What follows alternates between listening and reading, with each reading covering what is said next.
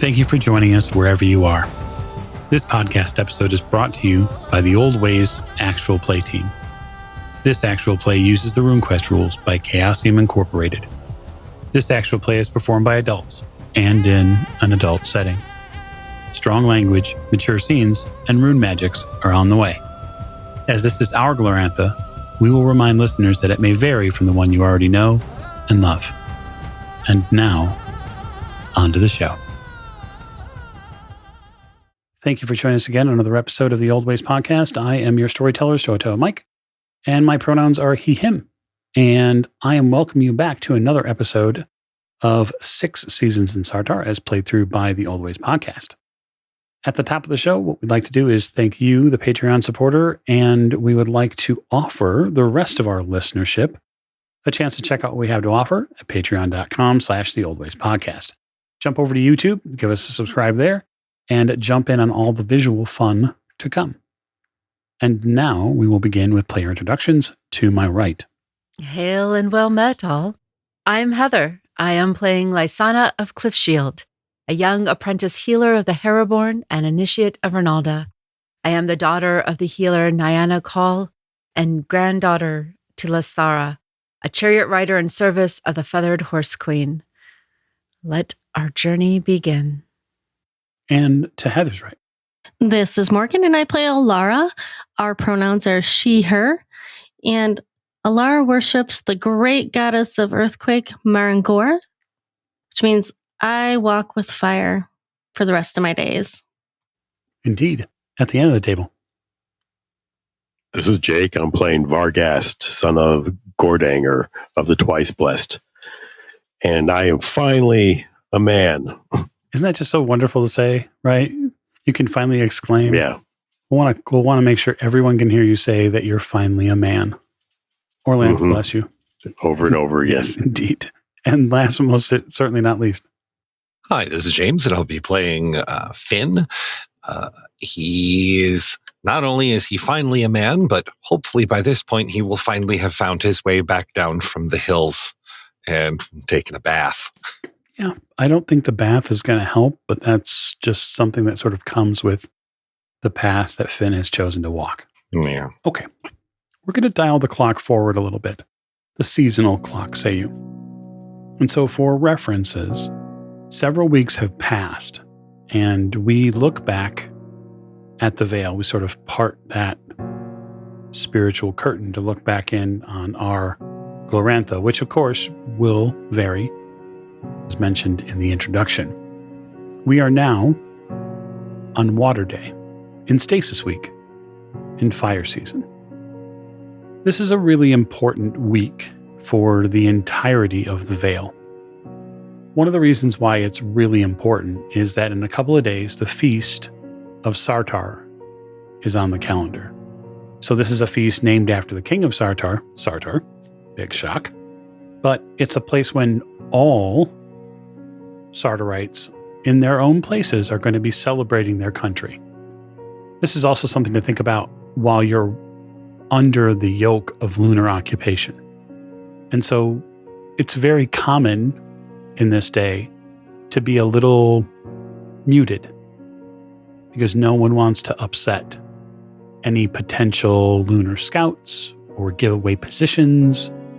And it likely makes you think about the grander play being wrought by the countries and by the peoples within them. But this holiday carries a weight to it. So we're going to look in on our groups here in a couple of different ways. Early in the morning, Lysanna, you and many of the other women were drawn to a field, and your job there is fairly straightforward. That job is to gather herbs and fungi for all manner of the feasting that will go on. This is something that you, Elara, would also be present at because it's an important portion of what happens. And so the women of the Vale in these steads are going out into their spaces and they're collecting things.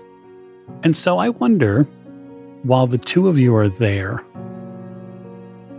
likely being the first time you've seen each other since the initiations, since the rites, what conversation might the two of you have, especially now being able to notice that each other has maybe gotten a little taller, maybe changed shape just a little bit?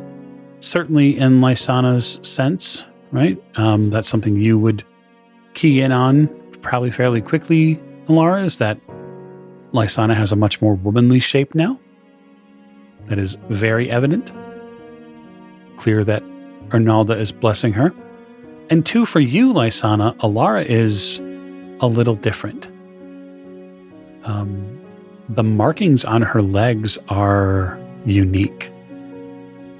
In between her dress or skirt or whatever she's wearing for the day, you can tell that there's gold on her calves or some type of very bright yellow has been stitched into her skin. And so I'd like the two of you, if you would, to indulge us perhaps in what conversation might pop up while you're collecting.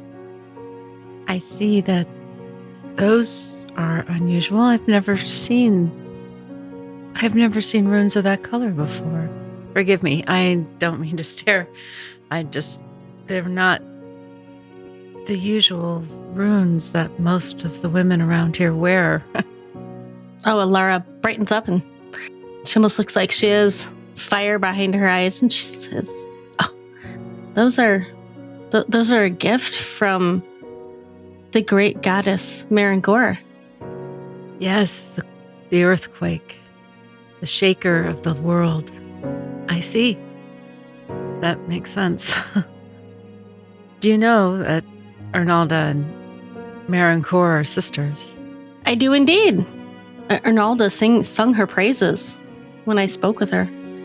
Arnalda cradles us in her bosom, but Marangor is the fire that burns bright, guiding light and molding, shaping. They work together in tandem. It's not, well, it's a rare thing to see. My mother has only told me stories. It's not the usual path our women take, but it was the right path for me. I see Arnalda has blessed you with some additional gifts. The initiation was enlightening, and through no request of my own, yes, she seems to have been generous. While her generosity is most welcome in some ways, there are times when I do miss the less ample gifts, just for ease of maneuvering, especially sleeping. They sometimes get in the way, I'll be honest. But supposedly they'll serve me well. Oh, they should find you a fine husband. Let us hope that he looks beyond the tracks of earth upon my visage to the mind and heart beneath.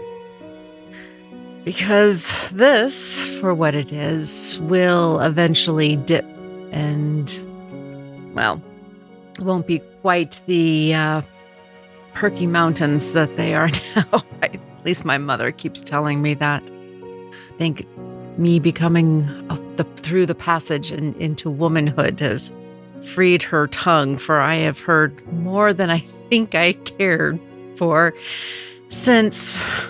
But I really don't think children are supposed to have those even remotely potential images of their parents or grandparents. It's been an interesting change. How about for you? Your parents, I mean, how do they feel about you taking on, or Marangor accepting you into her ranks? They took it like they take all things in stride. They They support and love me. They're disappointed they won't have any grandchildren and that I won't marry. But that is the way for me to fully serve Maren Gore. That is what she requires. But that doesn't mean I can't have a little fun along the way. I just can't involve the heart. So my peaks will probably see plenty of attention. Probably not just your peaks, for the fires that burn within a follower of Maren Gore, at least. So the wise ones tell me, burns hot and deep.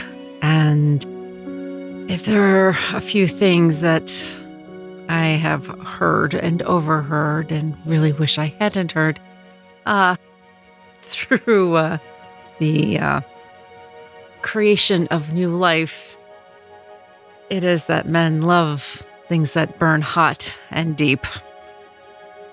So while I have children suckling and dragging my ample assets down towards the earth, I'm sure yours will continue to attract many, many admirers.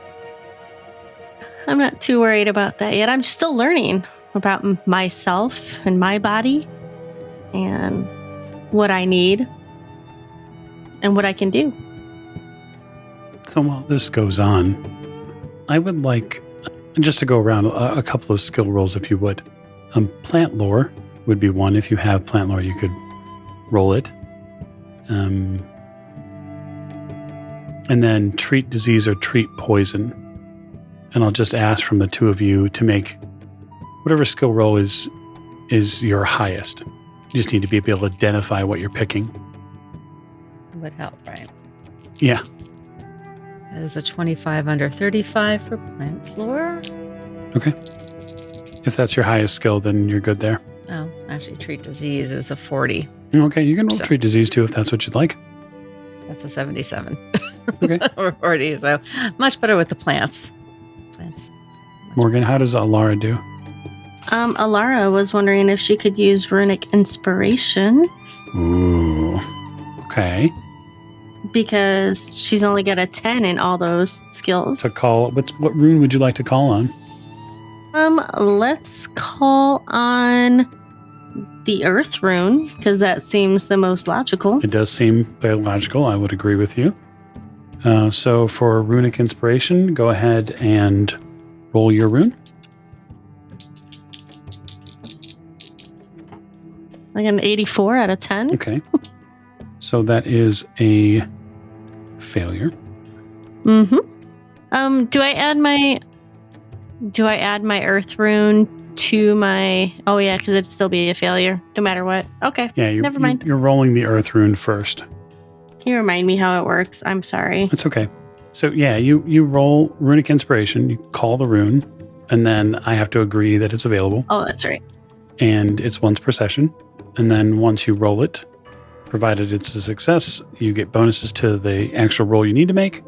And in this case, since you have failed it, I'm going to give you a minus 20 to your Earth rune for the rest of the day. And that will be something that you'll need to keep in mind as you roll. And so what the good news is you did not fumble. Fumbling is much worse, and it causes you to be despondent. So basically, you call on Maren Gore, on the Earth itself, your connection to it through Maren Gore to help lead you to the right things. And you do get led to the right things. But when you go to reach for them, you watch them wilt as if the heat overtakes them. Yeah, I watch it crumble in my hand. I have a look on my face that is very disappointed in myself at the moment. I have a question. Heather and Morgan, what is your POW? POW of 15. 14. Okay. You're standing there with the dried up pieces now of herbs that you had hoped to bring back. And you see a small boy approach, no more than 9 or 10. Lysanna, you see this a moment after he comes out of the woods. He looks dazed, perhaps a bit frightened. He seems to approach in the direction of Elara for a moment and then sort of makes a beeline for you. There's dirt on his face, leaves in his hair. You see his tunic is muddy, torn, and he looks at you just out of sheer concern and says, I'm lost. I don't know where I'm supposed to be. Lysanna will kind of kneel down, kind of brush the flora out of, away from his, and his hair away from his face, and kind of brush the hand. What is your name? Where did you come from? Puts his hands and covers his face and dips his head very low, and he starts crying. I'm lost. I don't know where I'm supposed to be. And she takes his hands and wipes his tear away with little bit of it, like part of her top. Mm-hmm. My name is Lysanna. What is your name? Make me an intelligence ×4 roll. Both of you can engage in this. Did you say an intelligence ×4? Yes, ×4. So a quick aside out of character so that you all know. A lot of times I'm going to ask for a characteristic roll and you're going to hear me say ×5. When you hear me say ×4 or ×3, that means that the roll is meant to be harder from the get-go. Remember, there aren't hard rolls or extreme rolls in RuneQuest. So there are different ways in BRP that they do that. So it's int ×4. And if you got to do the math, it's okay. Nobody's watching. Gentlemen, we will get to you next. And in Finn's case, I use gentlemen as a stretch. Int ×4 would be 52. I got a 75. Okay. My int is 13 ×4, which is also 52. And I get a 34. Okay. So that is a success. You know this boy, Elara. This boy is Andrin. He's clearly a Haraborn child. I rush over and kneel next to Lysanna and in front of Andrin. And Andrin, He turns to you. what are you doing here? Why aren't you at home with your parents? He starts crying. I don't know. I got lost. I don't know what happened. I need to get home to my mother. Oh, there. Wait, we'll get you home. Won't we, Lysanna? Of course. We can do that. First, let's get you cleaned up a little bit. And I'll take a little bit of water on a part of a sleeve and just clean him off in a probably very motherly fashion. You wipe the boy's face and try to pluck all of the pieces of leaves and flowers out of his hair. He looks like he's been in for a pretty rough experience. But you get what you came to get here and figure you just need to, walk out from the forest back to the hills and back to the stead and get Andrin home. Come with us. Let me take his hand. We'll get you home. He grabs onto your hand. Actually, why don't you take her hand and I will take the herbs because I did see that back there. We do need to get these back in one piece. It's probably a good idea. I believe the heat of the goddess is not partial to the greenery around us. Well, I'm still learning to calm her and me. And I reach out my hand and hold it out for Andrin. Andrin takes your hand and he says, do you know where Cliffshield is? And that's when the lightning bolt hits you, Lysanna. Oh, right. Oh, I remember. I don't think I've really taken note of him since he was born, since my mother helped birth him. Oh, Andrin, I'm sorry. It's been a while. Forgive me. Yeah, of course. We're in the same place. Come on, let's get you home. You start to walk out of the forest. To your left, there is a low growl at the edge of the forest. And I will ask the both of you, give me a scan roll if you would. That's a 45 over 30. Okay. So there's definitely something out there. You're just not really clicking with what it is yet, Lysanna. And then Elara? I received a 38 out of 40. You see a shape in a few bushes over that looks like a wolf. And if there's one thing that you've learned about being in the Vale, it is that wolves very rarely move alone. I lean over to Lysanna as quietly as possible to not scare Andrin. Mm-hmm. I think that's a wolf in the bush. There must be more. A wolf. That's good. There will be more. What should we do? Should we gather everybody? Well, first, we don't run. That would attract all of them. They will give chase, I'm pretty sure, at least. But we should move quick, gently. Well, I think it is the time to start learning how to work your body. You are the warrior class now. Storyteller, I would have brought my bow with me. Yeah, totally. You pull your bow out? Yep. Okay. You pull your bow out. You probably very smooth, mechanical repetition motion. Pull an arrow, prepare it, and then wait for a shot. Yes? Yes, I will wait until I can actually visibly see it, not just the shadow. Okay. You wait. 2 seconds goes by. Lysanna, you're probably still trying to get an eye on where this wolf is. Another second passes. And you feel something. An emptiness. Something has changed in the space. And when you look around, Lysanna, you realize Andrin's gone. Where's the boy? I whip my head around and also look. Didn't you not have him have his hand? I have my bow and arrows out to slay the beast. I thought you had his hand. We need to go. The two of you are able to leave the forest. You don't catch sight or hear of any wolves as you slowly, carefully make your way out of the forest and into the open grasses. There is no sign of Andrin. I'll leave the two of you there for the moment. Gentlemen, and I use that very flexibly, of course, for one of you, your day has been a little different. Your father very recently has been preparing for the Feast of Sartar.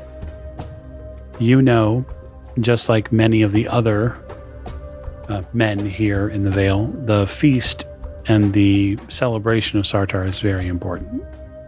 Not just as a genuflect to history, but part of what bonds the people of the tribes together. That being said, you have not been given the most auspicious duty today, Varghast. You are lucky to have Finn with you to help keep things a little lively. But you have been asked to keep an eye on a flock of sheep. And the reason why you've been asked to do this is because very recently a young boy went missing a couple of weeks ago. This will make one of the best stories that I have ever created, Varghast. Finn the Mighty and Varghast the Sheepherd. Their adventures through the Vale. Yes? I love it. Yeah, I can see how that would be a favorite amongst the people. Oh, come on. The very name. It instills dread, honestly. Yeah, completely. You are there, Varghast, with a young lad, perhaps 12. He has not gone through the process yet. He's still too young. He's a cotter's son. Lives in a small cottage, not terribly far from the ring. And you know that his mother passed away and he lives alone with his father. This bear of a man named Baroth, who is a initiate of Odala, which you're somewhat familiar with. You also know that this boy, Ashart, has been for some time looking up to you. So much so that he's modeled some of his clothes after you. He is desperately, although failing, but desperately trying to grow a beard. You can tell because you can tell the little scratches along the lower portion of his neck. He's trying to agitate the skin and get it to grow. He's likely covered himself in muck before to try to raise the earth within him. All to no avail. He does have some calluses that you're aware of on his right hand. You can tell he's been practicing with a bow. And you know that he's not the sort of kid that's going to give up. He's going to stay attached at the hip to you. This is why you are probably not as eager to watch the sheep in the fields, because he is trying very hard to impress you. Yeah, why don't you run a patrol on that side over there? Keep an eye out for, I don't know, wolves. Of course, absolutely. He gathers his things and takes his bow and like 4 arrows that he has. And Finn, this has been amazing for you because the boy is nothing but just untapped story potential. Just a thought of stories spinning. Absolutely. In fact, Finn's face is starting to hurt a little bit from the constant shit-eating grin that he has had near Varghast all day. He hasn't said much, but every time Varghast looks over at Finn, he's just got a very just ear to ear. Do you ever stop smiling? Only when funny things stop happening. Come on, Varghast, you have to admit. I mean, he looks over at the younger lad that's off. That boy right there would march directly into he would march off of a cliff and into the abyss and back if you told him to. I mean, you have to admit that is hilarious. There has to be something wrong with you. I assure you, Varghast, there is more than just the one thing. So as you two are watching these sheep and sort of watching the top of the bow that Ashart is using to sort of scout with, you can see him moving through some of the grasses here. Elara and Lysanna break an edge of a forest, and they walk into this grass and clearing area where the sheep are. And you see Varghast and Finn sort of just hanging out, playing Sentry. Call over to Finn.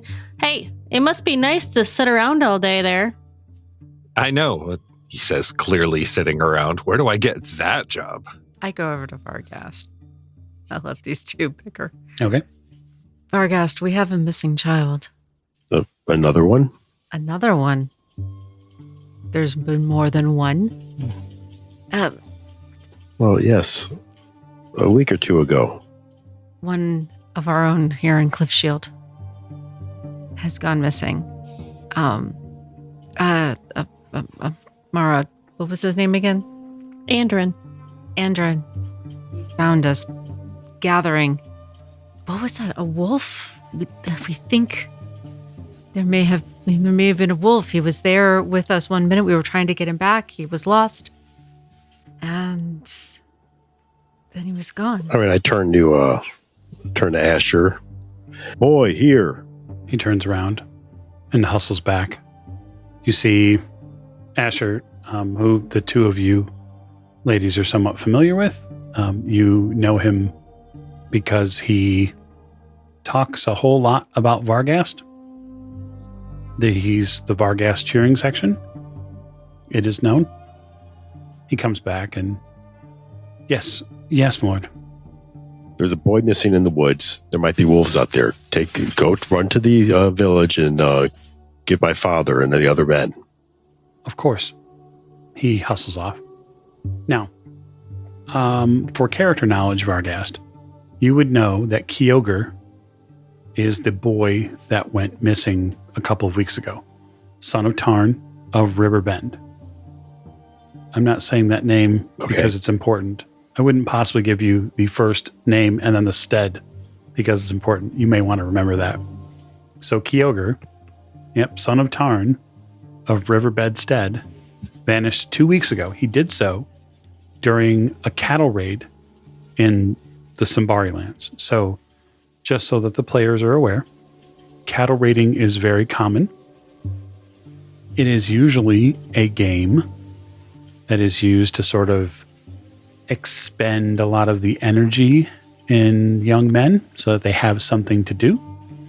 It is something that happens, and then there are exchanges that are made, and then another family might come, or another stead or tribe might come and raid your cattle. It's just sort of something that happens.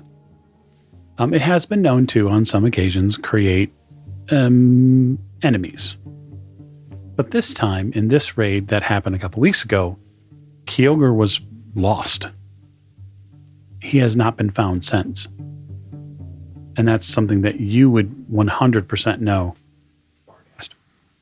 And basically what happens is, afterwards, no youths are allowed to wander alone after that. That's what Gordangar, your father, declared. And so you sending him back solo might be sort of a concern point for you. Okay. I guess we should go with him. Yeah, I've already got my bow and arrow out at the ready. Okay.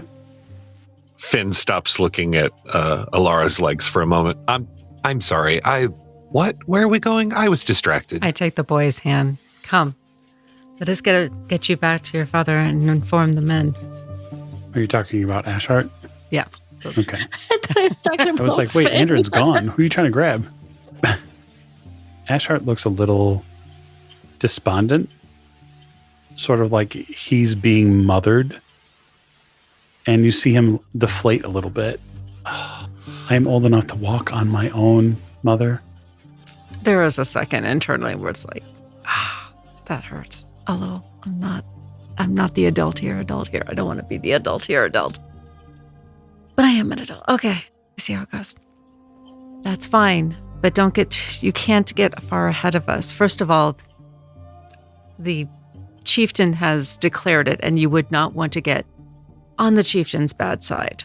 Now, would you? No, mother, I would not. And if there are wolves or other beasts around, we do not want you to fall prey to them. I would not fall prey to them. I would slay them. With what? This bow. He sort of adjusts the little short bow that he has. I will be a great warrior. Are they close enough to hear all this? Oh, yeah, you're totally close enough to hear this. Okay. Finn looks over. Kid, they are little uns, young uns of your age are dropping like bees in the autumn.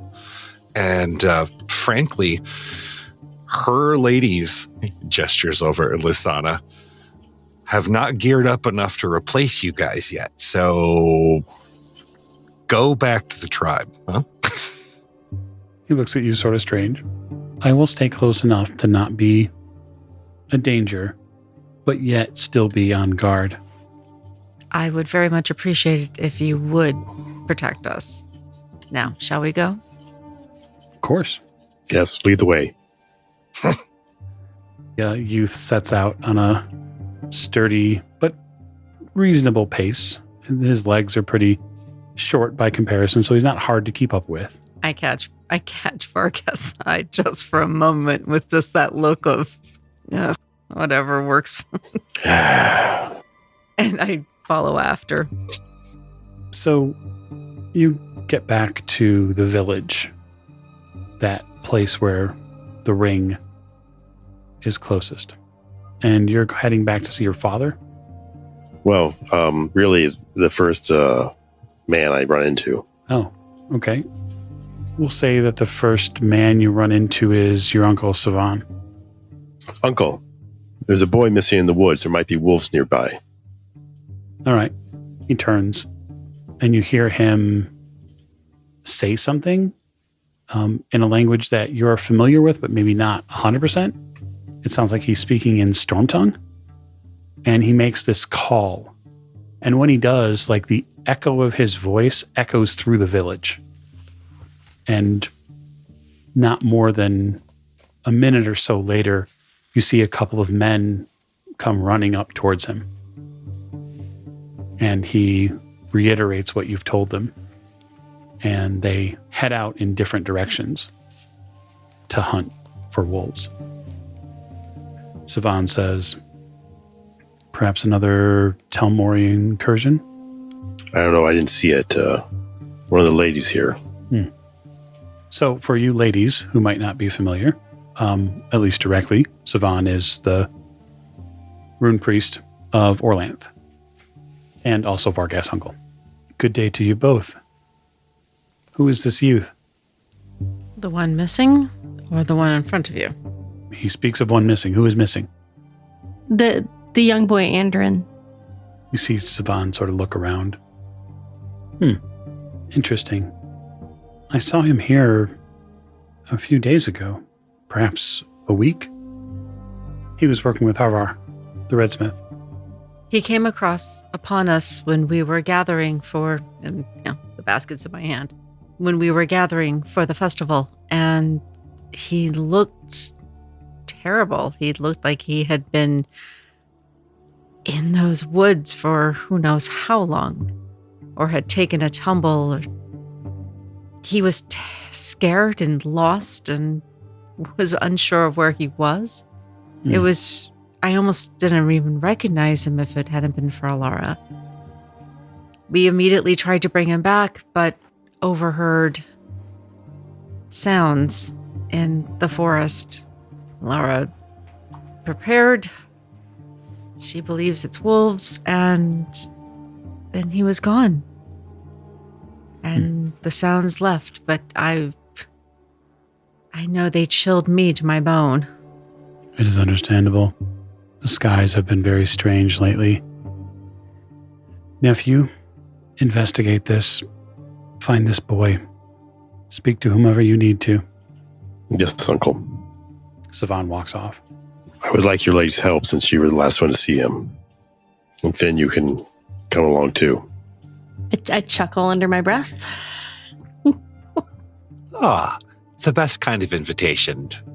Second best. Passable inclusion. I want you here, Finn. Don't listen to him. Thank you, Elara. The redsmith is easy to find. That's the nice part. He doesn't hide. He can't really hide because he makes armor. He's part of the inner ring. So his smith's shop, you would know, is not terribly far from here. When you arrive, he is working on a helmet. Harvar. Vargas, he stands up.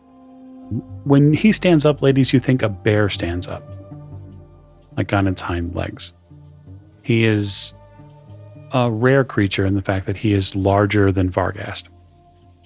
He steps out of the work area. What brings you here? Have you broken something? No, we're looking for a missing child. Missing child? Who is missing? Andrin. He furrows his brow. Andrin? Missing. Is he not with his family in Cliffshield?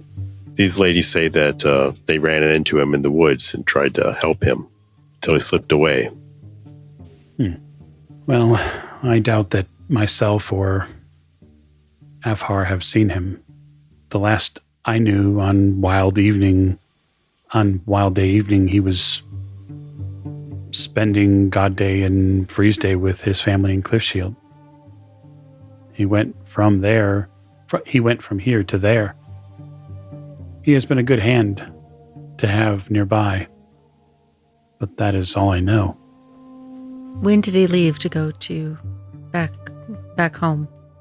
Wildday evening, and so he should have arrived there without... The boy should be there. Well, is his family there? Yes, that is where his mother and father live. Did they make it? You would have to ask the people of Cliffshield. As far as I know, no one has gone missing from Arstead. No word has reached Cliffshield regarding a missing child.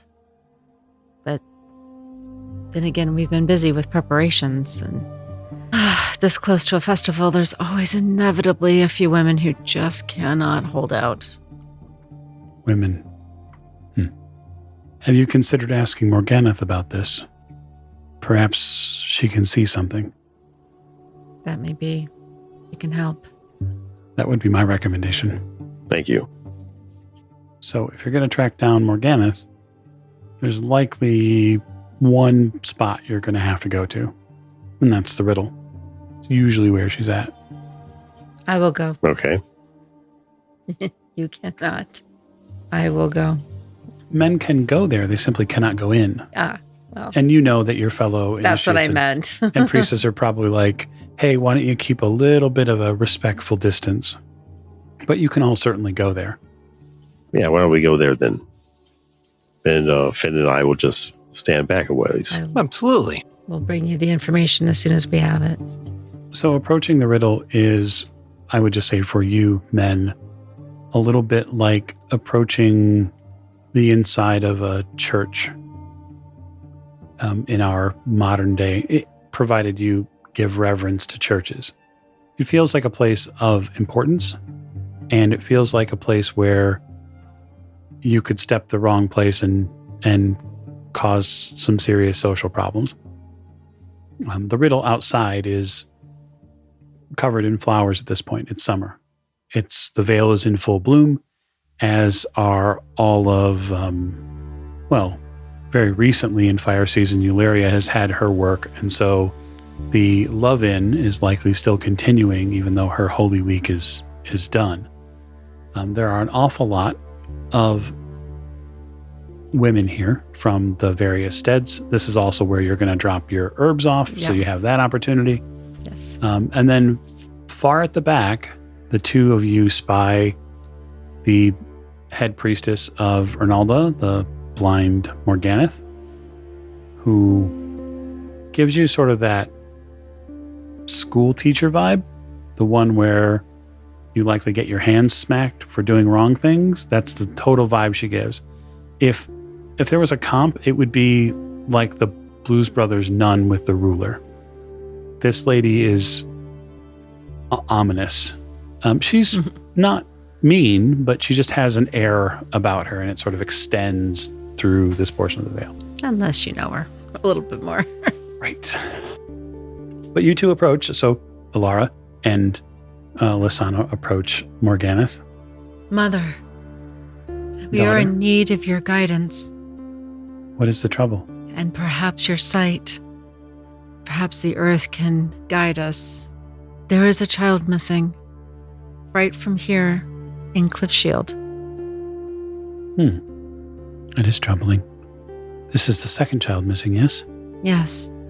When Elara and I were coming back from gathering our herbs and the flowers for the festival, we were followed. We heard sounds, possibly a wolf. I was not able to pinpoint anything, but Elara said she thought she saw something in the woods, and then he was gone. And so was the presence. Something ominous was in those woods. She turns her face to you, Elara. What did this boy look like, daughter? He was about 4 feet tall, and I hold my hand up, show about 4 feet. He had dark, olive-colored skin, big brown eyes, and darker hair, was short. You get through your description and you realize that you made a gesture to how tall someone was to a blind woman. It doesn't stop you from describing, but you realize like, oh, shoot, right. She doesn't. And then she pats you very lovingly on the shoulder. She reaches out and touches you and knows exactly where you are without even having to guess. There's no pawing or anything. And she says, "It is all right. Give me a moment." She kneels down right next to the two of you, and you watch her aged fingers press themselves into the earth. And there is almost no friction when she does this. And this is hardened earth. And she puts her hands all the way in, up to the wrist. Hear her take an enormous breath of air in.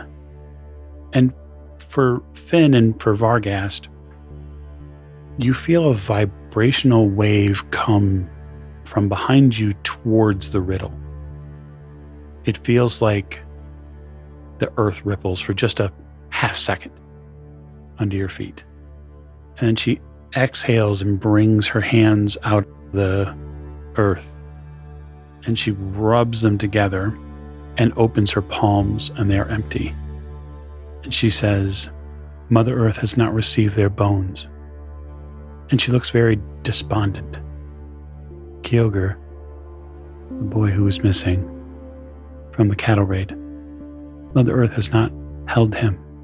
And this boy who is missing, Andrin now, Mother Earth does not hold him either. I would feel every Vale child if I need. I cannot feel either. I was told stories as a child when I would refuse to go to sleep of mad sorcerers, those who would wield unholy powers that would come and scoop me up and take me away if I did not behave. Why does this remind me of that? I do not know. I wonder myself. It is not the natural order of things. We are of the earth, whether we walk on top or sleep underneath. You should speak with Savan next. Ask the air speaker here if he can hear or he can sense what Orlanth may know. Perhaps the boys perhaps they're hidden somewhere. She steps forward a little bit and passes between the two of you, almost parting you like curtains. And she raises her voice just a little millimeter, just the tiniest amount. And she says, "Barghast, son of Gordangar." He is at the front. He awaits us with respect to the riddle. She moves out and down into the outer area.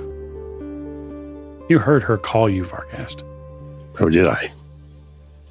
And you see this old woman in a very purposeful walk from this garden come out towards you.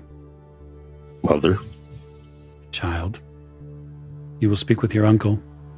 You'll ask him to intercede in this.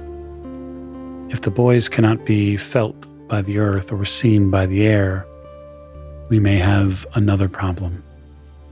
Do not tarry. Of course, Mother. She nods. So I guess we head back to my uncle. You head back to Savan. Thank you, Mother, for your guidance as always. She pats you on the shoulder, Lysanna. It will be all right. Finn smiles and bows. You all peaceably leave the riddle, back across, back to the village, back where the ring is. And you see Savan talking to a couple of the men that he had sent out as you approach Vargast. Uncle, I have word. Indeed, these men have seen no wolves. There's a bigger problem. These children cannot be sensed through air or the earth? Well, let me be the judge of the air, and I'll do deference to Morganath. I have a slightly stronger connection. He steps back from the group of you and takes out what looks like a pouch of dust. And for a moment, Finn, this is really interesting because you think that there's some sort of illusionary or hallucinogenic magic he's going to do. A little bit of magic dust. And he pours out the deepest fine blue dust you've seen. And he makes a very quick swirl with his hands and then takes both of his index and middle finger on his left hand and he draws down his face and covers his eyes with this blue paint all the way down to his chin. And when he opens his eyes, both eyes are sky blue, fully and completely. There are no whites left in his eyes. And the wind kicks up. And there's this warble. The tiny bells that are attached to different long houses and different houses here begin to rattle. And birds fly from the trees. And you hear in storm speech, those of you who have storm speech, you hear Savan say, if he be within your purview, if he draw breath from you, Lord of the Middle Air, are these children, do you see them, can you feel them? Those of you who don't seek storm speech, it's a thunderous sound that comes out of his mouth. It vibrates the air around you. Like words made of thunder? Yeah. Okay. And after a moment, he draws back into himself. He seems to calm for a moment. His eyes return to their native color. Endrin and Kyogre no longer take breath from the Lord of Air. You hear a deep voice, a different voice, behind you. Ghosts. I turn around. You turn around to see Dragunath Bladesong. Likely the scariest man in the village. And that is because he is a weapon thane and a sword of Humacht, the god of death. He steps forward and says, if they are ghosts, they must be dealt with. But the earth does not hold them. The air does not enter them or leave. For if that means their mortal form would be, the earth should hold the bones, and it doesn't. If they are ghosts, Humacht must see them rest. Finn now seems slightly more interested now that ghosts have been brought up. This will make a good story. Go on. Perhaps we need to find these children's bodies and put them to rest. You don't get a whole lot from the weapon thane, but you get sort of a resolute feeling from him. And he says, leave this with me. I will make this right. Do you need help? Were you a follower of Humacht, I would say yes. But dealing with ghosts is my purview. I cannot be allowed to walk the land. I will hunt them. As you wish. He turns from the group of you and walks back towards another part of the village. And with that, as our last note for the evening, we'll call this episode to a close. So, we have a conundrum. We have a couple of missing children, and we have a quandary, and hopefully an investigation to follow. We hope you're enjoying 6 Seasons in Sartar as put on by the Old Ways podcast, and we look forward to the next episode. Thanks.